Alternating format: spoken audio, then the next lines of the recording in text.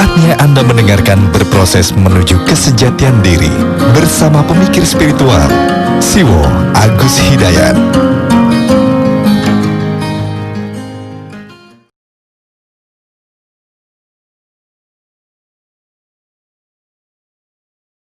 Dan kita masuk ke topik pertama dari Mas Malik di Jakarta. Mohon diseringkan tentang apakah ahli zikir itu. Kalau kemarin sedikit dikaitkan dengan redaksi sebuah ayat, tapi kali ini saya ingin melepaskan dari itu semua. Jadi apakah ahli zikir menurut ilmu saya, pemahaman saya, menurut yang saya yakini, paling tidak untuk sementara hingga saat ini, ahli zikir yang lebih saya pahami setelah saya belajar kitab-kitab tafsir, komparasi dari penafsiran-penafsiran yang kemudian saya ambil pemahamannya, az-zikr itu adalah nama lain dari Al-Quran, nama lain dari Al-Furqan, nama lain dari Al-Hudan misalnya, An-Nur, ya. Ada nama-nama dari Al-Quran, antara lain adalah az-zikr, ya. Ahli itu seseorang yang piawai, menguasai bidangnya, itu ahli, ya. Ahli beda dengan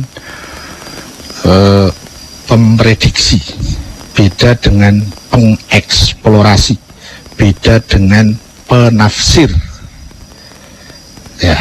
Kalau penafsir itu meraba-raba apa makna yang terkandung di dalamnya. Kalau ahli itu sudah menguasai, bukan lagi meraba-raba, bukan lagi menafsir-nafsir.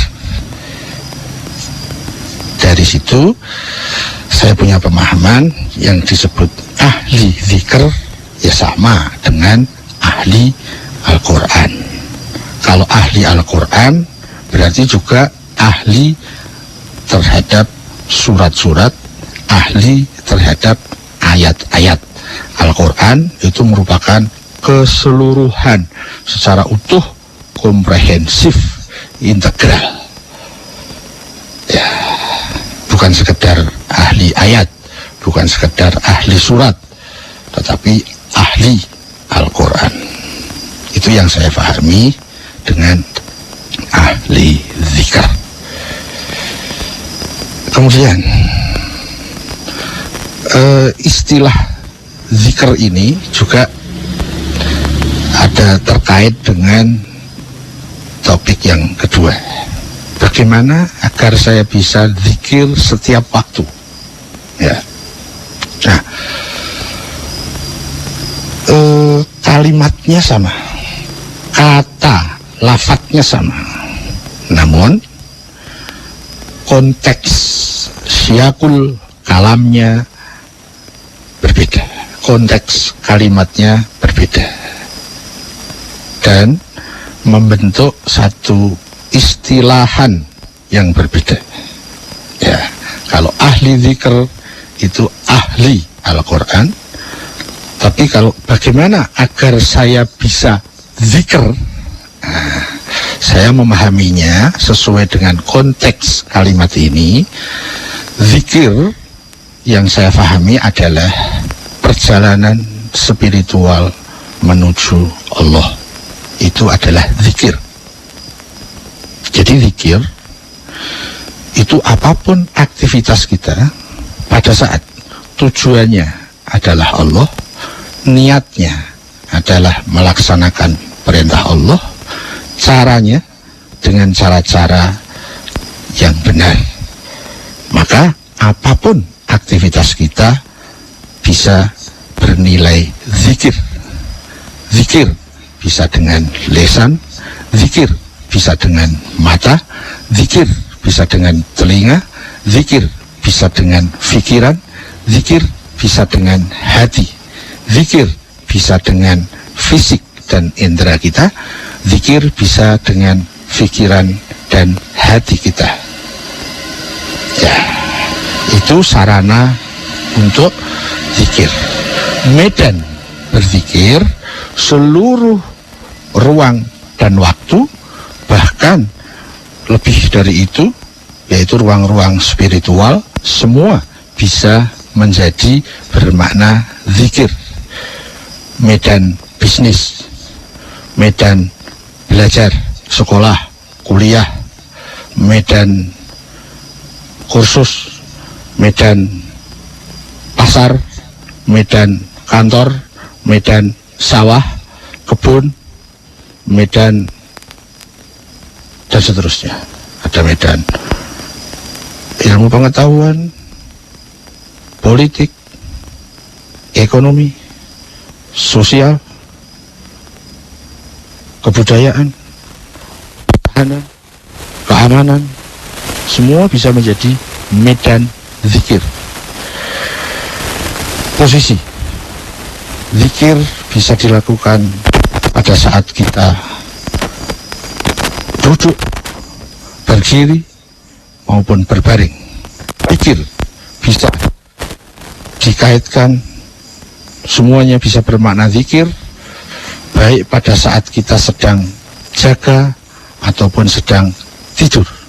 Zikir sepanjang waktu bisa dikemas dalam zikir 24 jam sehari dalam seluruh apapun kegiatannya. Syaratnya, sepanjang yang saya tahu, tujuannya adalah Allah.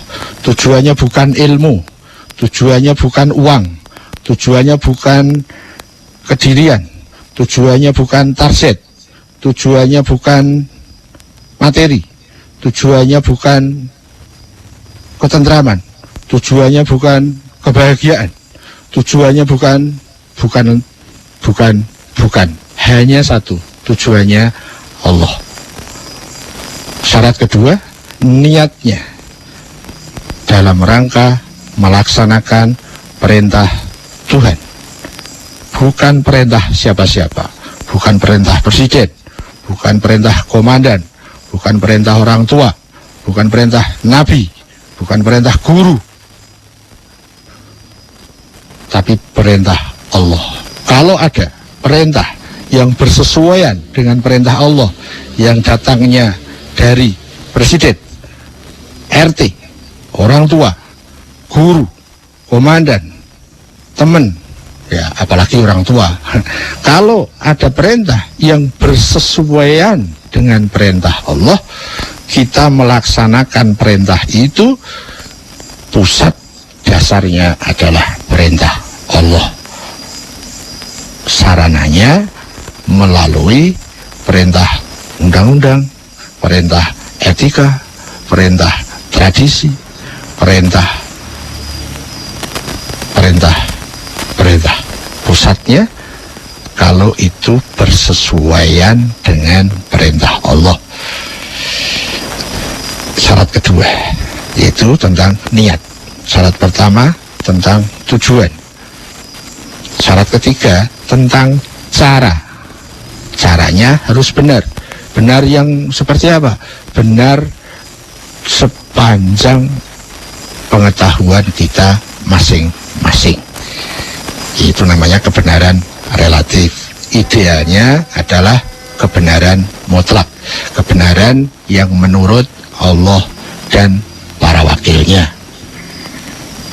Ya, sepanjang kita beraktivitas, kita makan, kita mandi, kita berangkat sekolah, kita bisnis, ke pasar, ke kantor, berpolitik, berekonomi, berbudaya, bersosial, berkunjung ke tempat teman, menyenangkan suami, menyenangkan istri, mendidik anak, tersenyum dan lain-lain, semua menjadi bernilai zikir, yaitu proses pendekatan taqarruban ilallah, perjalanan spiritual menuju Allah melalui medan bisnis, melalui medan belajar, kuliah, melalui medan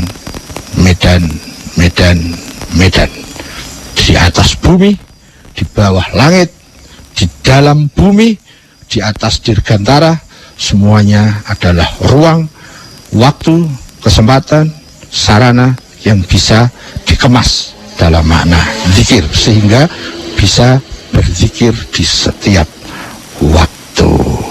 Kira-kira itu yang bisa saya sharingkan kepada Mas Malik.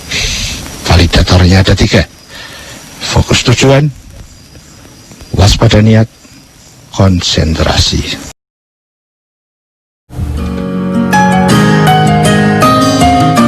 Terima kasih. Anda sudah mendengarkan Berproses Menuju Kesejatian Diri bersama pemikir spiritual Siwo Agus Hidayat.